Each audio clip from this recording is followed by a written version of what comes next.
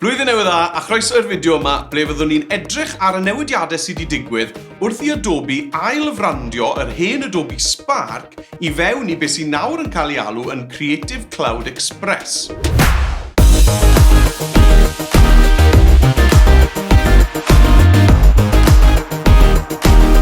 Nawr, os i chi wedi mewn gyfnodi hwb yn ddiweddar yn gobeithio defnyddio Adobe Spark, efallai bod chi wedi cael tymau bach o haint wrth weld bod yr icon wedi diflannu a bod icon newydd na yn ei lefe sy'n dweud Creative Cloud Express. Nawr, peidwch â phoeni, mae popeth oedd arfer bod ar gael i ni trwy Adobe Spark dal na o fewn yr app newydd sy'n cael ei alw'n Creative Cloud Express. Nawr, yn y fideo yma, dwi'n mynd i redeg trwyddo yn gyflym iawn ble mae'r hen appiau na o'n i'n arfer defnyddio, sef Adobe Spark Post, Adobe Spark Page ac Adobe Spark Video, na fe, fi wedi cofio'r tri ohonyn nhw, ble mae'r tri na yn byw o fewn y Creative Cloud Express newydd.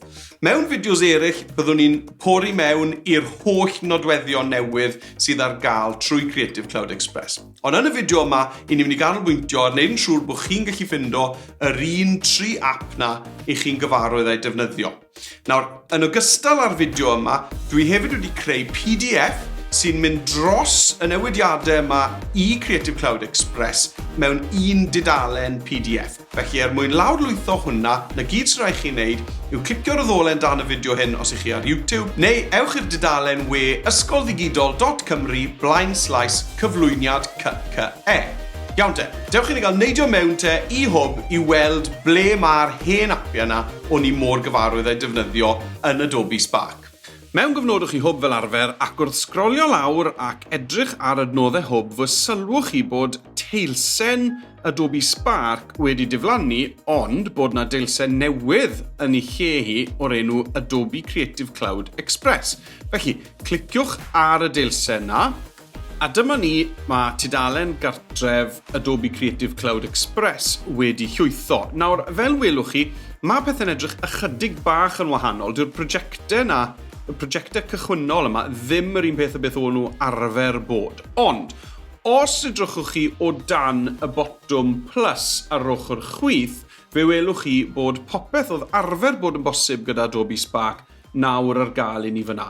Felly dwi'n clicio ar y plus, a draw fan hyn ar y chwith, fe welwch chi, allwch chi ddewis custom size graphic fan hyn, ac wrth glicio ar hwnna, fe gewch chi yr un hen ddewisiadau oedd ar gael ar gyfer creu dyluniadau, posteri ac yn y blaen, popeth fel oedd e arfer bod mwyn defnyddio y rhan o Creative Cloud Express oedd arfer cael ei alw yn Adobe Spark Post.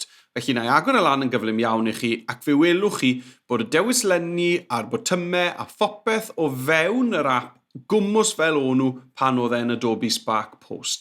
Ar ochr chwith fan hyn, mae ydych chi'r adnoddau ar gyfer testyn, delweddau, iconau, design assets, cefndiroedd ac yn y blaen, ac ar y dde wedyn mae ydych chi eich palet lliwiau, animeiddio ac yn y blaen. Felly, fel welwch chi, does dim byd wir wedi newid fan hyn, ond mae yna lyfrgell llawer ehangach o destun ac yn y blaen, sydd wrth gwrs y beth da. Felly, mae newidiadau sydd fyna. Dewch i ni gael clicio te ar icon Creative Cloud Express, mynd nôl i'r dudalen cartref na, i edrych felly ble mae yr hen Spark Video. Felly dan yr un botwm fan hyn, y plus, fe welwch chi fan hyn nawr, bod da chi ddewisiadau ar gyfer explainer video, video, a Flipgrid video. Nawr, mewn gwirionedd, mae'r tri o rheina yn neud bron o bod gwmws yr un peth. Felly, yr hen Adobe Spark Video, byddai just clicio fan hyn ar fideo, a gwmws fel o'ch chi'n gwneud gyda Adobe Spark Video, gyda Creative Cloud Express, byddai chi'n rhoi eich teitl fideo, clicio next, falle'n dewis templed, ond o'n i wastod yn argymell bod chi'n clicio start from scratch to beth, ac fe welwch chi wrth i'r app yma i lwytho, unwaith eto, does dim llawer wedi newid o gwbl o'r hen Adobe Spark Video. Fe welwch chi gwmws yr un peth gyda yr daflen fawr, yr sgrin yn y canol, y sleidiau ar y gwaelod ar gyfer pob sleid. Mae'r un adnodd ar gyfer ychwanegu troslais gyda chi ar y botwm meicroffon fan hyn, ychwanegu sleidiau ar y chwith, mae popeth fel yna gwmws fel oedd e o'r blaen. Hyd yn oed yr themau ar ochr dde fan hyn a'r gosodiadau'r layouts, mae'r themau gwmws rhywun peth ag o'n nhw arfer bod ar gerddoriaeth. Felly fel allwch chi weld, does dim lot fawr wedi newid fyna. Nôl yn i dudalen cartref Creative Cloud Express. Eto, nawr yn olaf oedd Adobe Spark Page. Nawr, dyma yr app mwyn creu tudalennau gwe.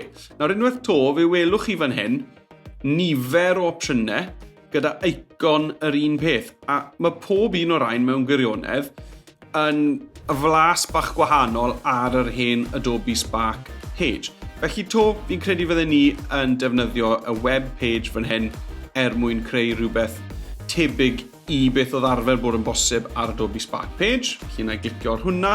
Fe welwch chi wrth iddo fe lwytho bod e gwmws rhywun peth ar hen Adobe Spark Page. I chi'n sgrolio lawr, i ni'n cael yr un dewisiadau fan hyn, y glide show, split layouts, photo grids ac yn y blaen. Popeth yr un peth, yr un themau draw fan hyn ar yr ochr dde. Chi'n gweld gwmws yr un themau. Chi'n bod un neu ddau newydd na, os dwi'n cofio, ond mae e yn debyg iawn. Felly a fi nôl eto te, clicio ar icon Creative Cloud Express i fi nôl i'r tudalen cartref. Felly grynhoi hwnna, os ych chi moyn wneud rhywbeth tebyg i beth o'ch chi arfer wneud gyda Adobe Spark Post, Page neu Fideo, fydden ni'n dweud mae clicio ar y plus, Custom Size Graphic fyna ar gyfer Post, Fideo ar gyfer Fideo, a web page ar gyfer page. Nawr, mae nifer o bethau newydd hefyd yn rhan o'r Creative Cloud Express newydd yma, sef y Quick Actions. A chi'n gallu gweld bod rhai ohonyn nhw fan hyn yn y canol. Rhai yn arbennig ar gyfer delweddau, rhai eraill yn arbennig ar gyfer fideos, rhai eraill ar gyfer PDFs. A mae modd mynd at reina hefyd trwy'r un ddewislen plus yma fan hyn. Chi'n gweld y Quick Actions i gyd. Nawr, dwi'n mynd i sôn am reina mewn fideos eraill, ond pwyslais y fideo yma oedd dangos i chi bod popeth oedd arfer bod yn bosib, dal yn bosib yn Creative Cloud Express. Felly fel allwch chi weld, mae popeth o'ch chi'n arfer bod yn hyderus yn gwneud gyda Adobe Spark dal na ac yn edrych yn hollol gyfarwydd i chi. Felly peidiwch ag ofni jwmpo mewn nawr a defnyddio Creative Cloud Express oherwydd mewn gwirionedd dim ond ail-enwi ac ail-frandio sydd wedi digwydd i'r apiau yna i ni gyfarwydd â nhw. Nawr, dros y gyfres o fideos sydd i ddod, byddai'n edrych ar y nodweddion newydd yna, a cofiwch hefyd am y daflen PDF, cliciwch ar y ddolen o dan y fideo, neu ewch i dudalen gwe ysgoldigidol.cymru/cyflwyniad CCE am daflen allwch chi argraffu a'i chadw yn eich desg, neu ar y ddesg falle. Iawn, welai chi yn y fideo nesaf, hwyl am nawr.